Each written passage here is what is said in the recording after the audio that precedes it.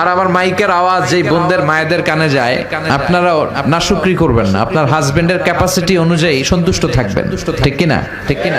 দুই কারণে নারীরা জাহান্নামী হবে বেশি। এক, নারীরা একে অপরকে লানত দেয়। দুই, তারা স্বামীর নাশুকরি করে। আমার মায়েরা, বোনেরা, হাজবেন্ডের উপর প্রেসার ক্রিয়েট করবেন না। অধিকাংশ হাজবেন্ড মারা যায় স্ত্রীর প্রেসারে, হার্ট অ্যাটাক করে। ঠিক কিনা? ঠিক কিনা?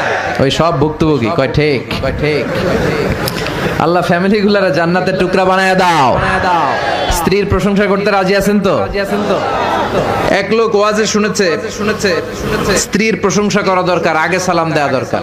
মাহফিল শেষে বাড়িতে যে রাত বাজে 12টা, স্ত্রী দরজা খুলে দিছে, আগে সালাম দিচ্ছে, আসসালামু আলাইকুম। স্ত্রী কয় ঘটনা কি?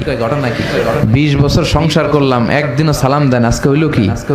যাই হোক, ওয়ালাইকুম আসসালাম বলে স্বামীকে ঘরে ঢুকাইছে। তো ডাইনিং টেবিলে খেতে বসেছে, স্ত্রী খাবার বেড়ে দেয়, স্বামী খায় আর মিটি মিটি হাসে। স্ত্রী তো রেগে গেছে, রাত বাজে 12টা, মিটি মিটি হাসো কেন? মিটি মিটি হাসেন না আবার একা একা, ওনারে নিয়েই হাসবেন। হাসো কেন?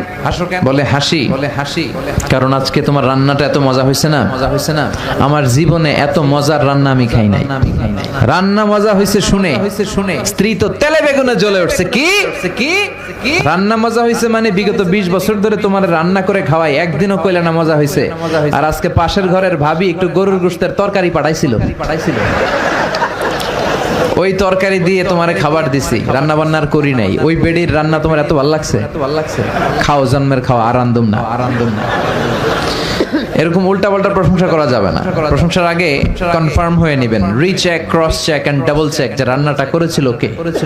ঠিক কিনা? তা না হলে কিন্তু চুলায় আগুন জ্বলবে না। রোজা রাখা লাগবে। আল্লাহ আমাদের ফ্যামিলি গুলোর জান্নাতি ফ্যামিলি বানাও।